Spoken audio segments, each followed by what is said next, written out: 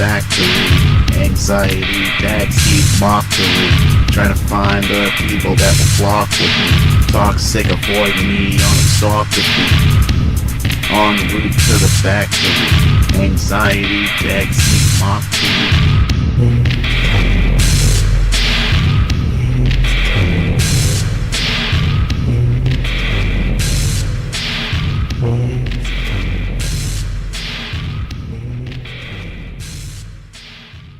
What's up, guys? Your boys are back. I'm Ryan, my man George. What's up, guys? How you living out there, man? Shout out to the free thinkers, of course. Shout out to everybody that's been following us on Instagram, Defter Radio, our Instagram, and DefterRadio.com, our website. Make sure you guys follow us on both of those platforms. It's a great way to support the channel and, of course, to get on our radar as far as requests are concerned. The information for both will be in the description below. And as always, guys, make sure you like, subscribe, and the notification bell. Make sure it's set to all so you get all our videos as they drop. Up-and-coming artists, man, you know what to do, man. Click the link in the description. We'll do about 60 seconds of your song in front of one of our up-and-coming videos.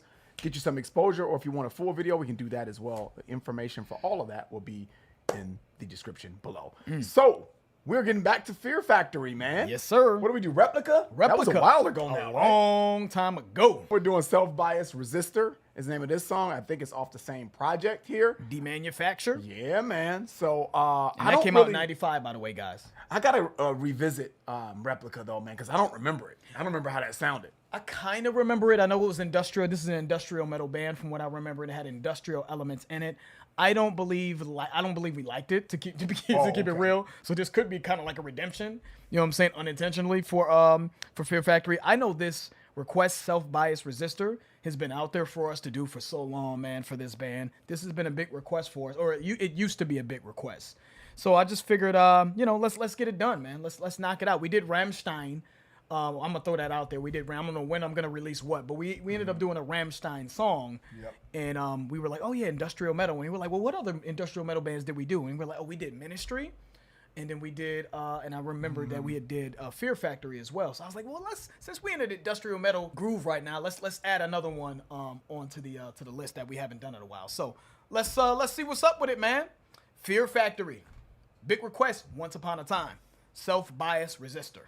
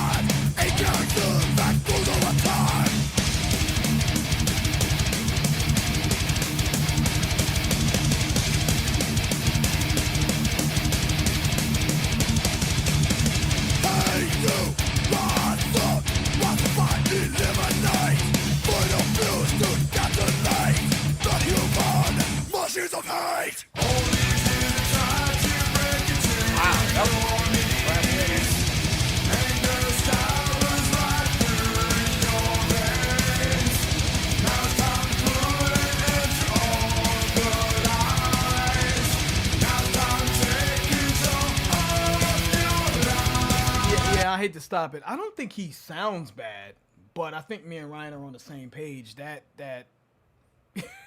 yeah, that whatever transition there, or that inclusion of the vocals in the chorus, felt like it just came out of nowhere and was completely didn't feel cohesive at all with what we just heard with those harsher shouting vocals. You know what I mean? So it just feels like it just doesn't belong in the song for whatever reason. It just caught us both off guard. I was like, oh, okay. It was very abrupt and just unwarranted, because the groove that he was at, that kind of pattern of the way that sounded, and then the vocals was just a pure deviation from what the song sounded like. It sounds like two different songs to me. Yeah. You know, so I don't know what else they're gonna do with it, but yeah, it's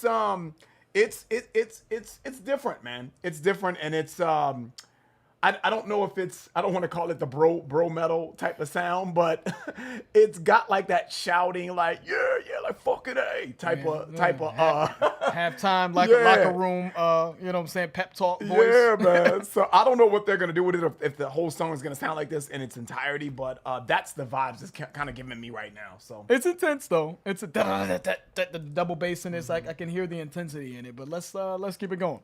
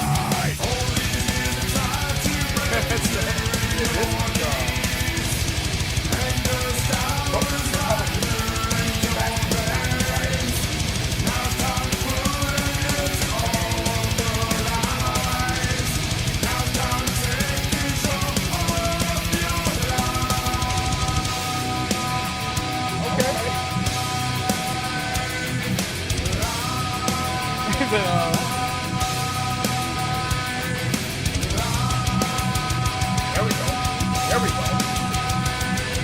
Not at early, so maybe they can save it.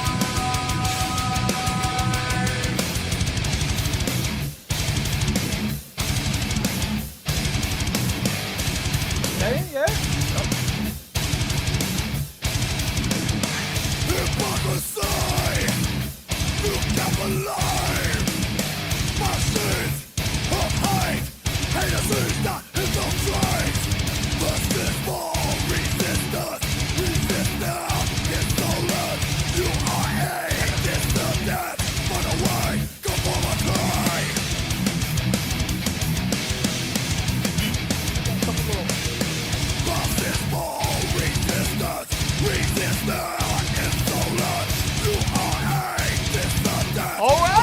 All right. I like the little change of events here, man. Yeah. I would say 2:18 on.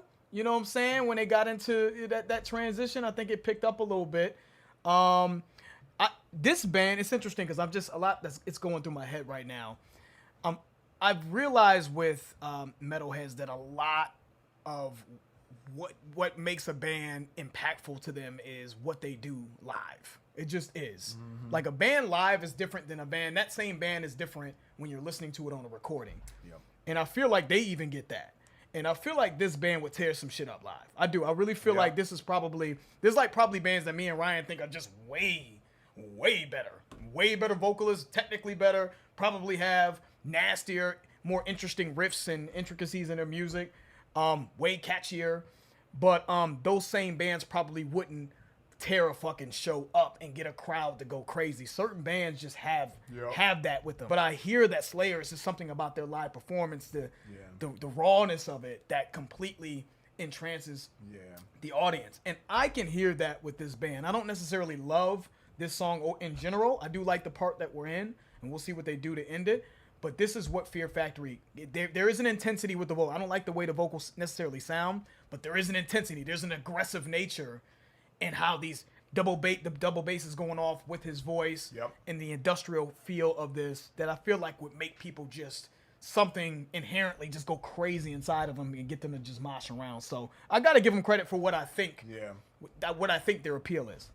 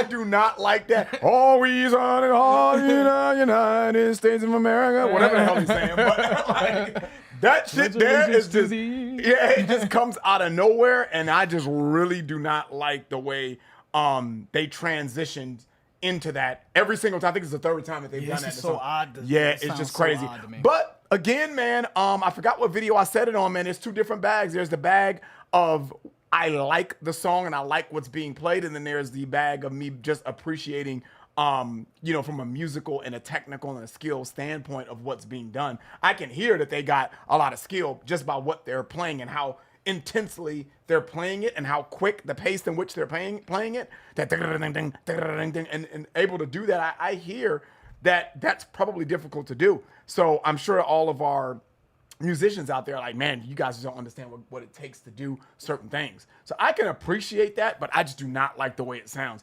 Even when they transitioned and there was elements in there in the 218 mark-ish that you talked about, that I was like, yeah, that's cool. We both were like, there you go, that's better. But I still it's more of the appreciation column that I'm going to put them in, not the I like the song column, but it's just more of an appreciation because they can play. Obviously, they have a lot of success of what they've currently done. But again, man, I've said this before, I really feel like bands can benefit from having someone that puts songs together. Like, yeah, you could play and I like that, but maybe we can do this here and we can transition that a little bit differently or whatever. Maybe they do have that and this is just what the final product consisted of. But I would highly doubt, and if you do have somebody that did that for you, fire that motherfucker, because that does not go together. It just doesn't flow well musically. Fuck how talented you are. Musically, that just doesn't sound good. You know what I mean? It just doesn't. I agree. In my opinion, obviously. It's like, it's rough.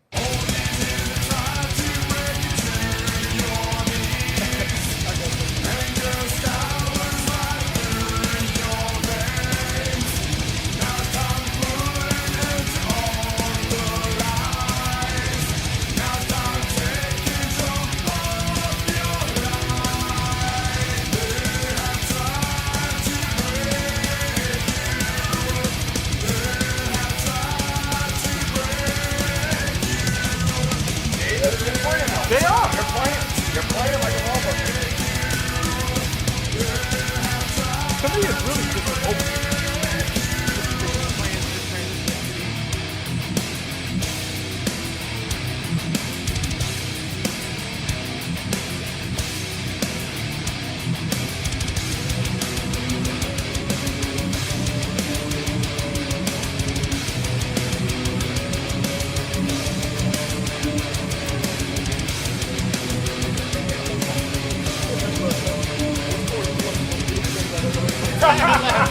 See, that's just, it's all subjective, man. All right. I got more talking about that.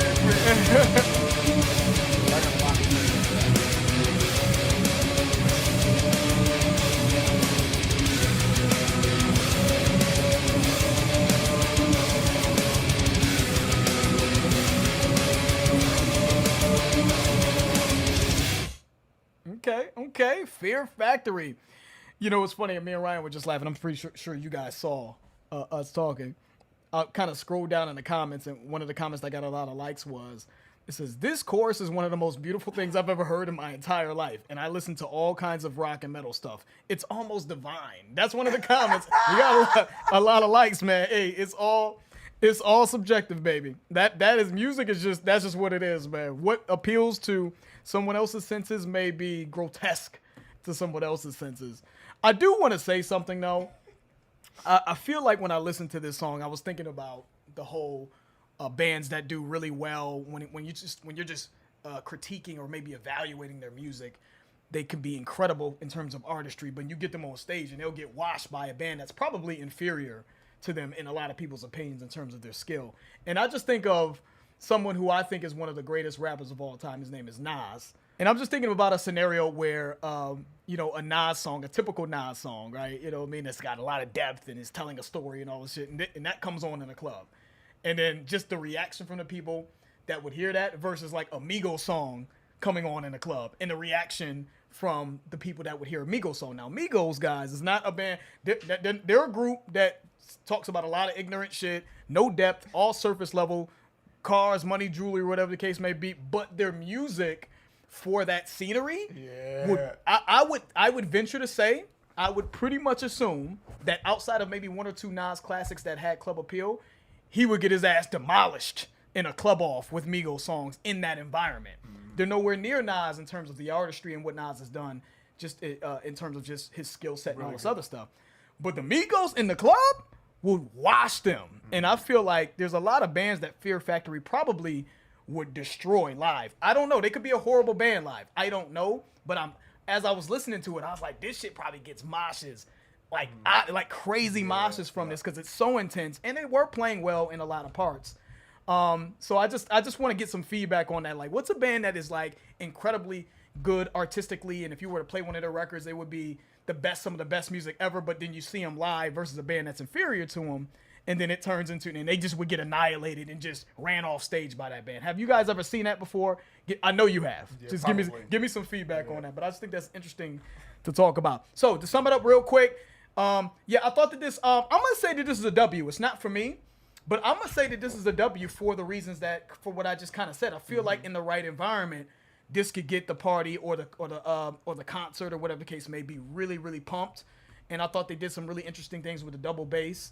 And I really liked the transition at about 2:18, and they were cooking. The only thing that stops this song from being something that I could even listen to is that divine chorus, apparently, from what my man said in the comments. I think that chorus, it just sounds horrible with the music. I think he sounds good vocally, but I don't think it matches the music, and it just throws off what I feel like is a really intense Carnage-like vibe. But so I'm gonna give him a W though, man. That was an interesting listen.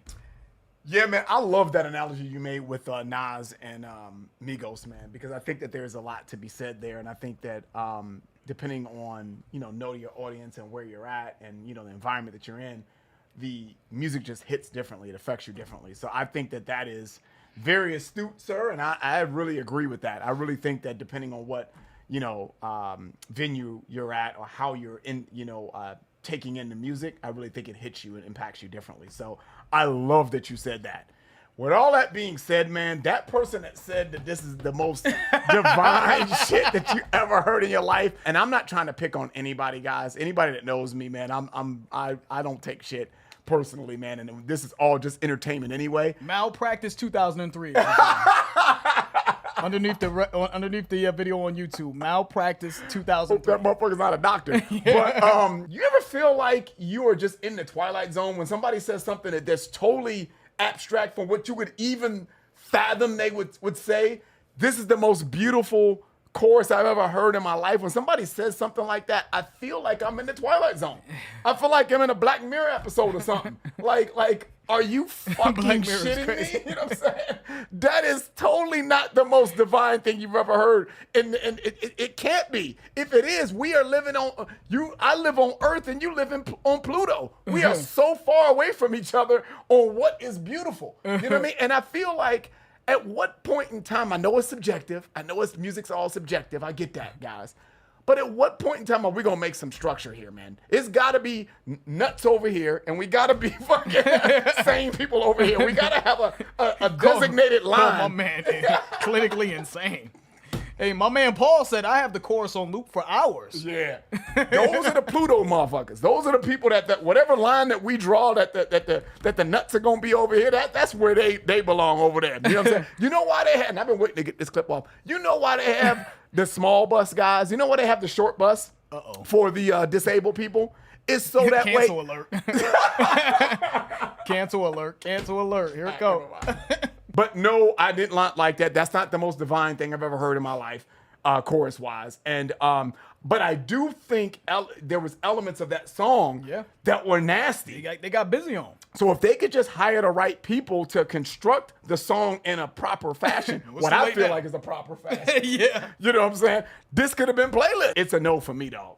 Yeah, man. And anytime we say that we hear songs, we hear elements in songs that were nasty, what the light bulb goes off in my head, or the something is triggered in me, like, okay, but they may have something else that would work if they can even show capability of putting certain nasty riffs and grooves together. If they can show that, I'm like, there may be potential for them to grab us on another song. So give us some more.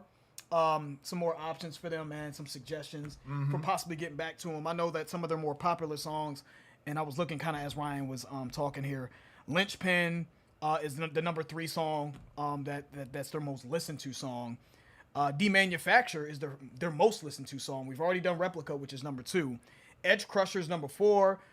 Just to name a few. Self-Biased Resistor was number 5. So this is one of their most listened to songs. Yeah. Shock, Cars, Zero Signal, Invisible Wounds. Okay. So give us some more, man. You know what I mean? I don't want to be done with them yet because I saw a W in it for what I feel like this may be. So give us more from Fear Factory, man. That's the end of the video. If you enjoyed it, please hit the like button. If you haven't subscribed, please subscribe. Also, make sure y'all check out our Patreon, and of course, DefToRadio.com. Both of those platforms are great ways to support the channel. The information for both will be in the description. I'm George. That's Ryan. Lost in Vegas. We out.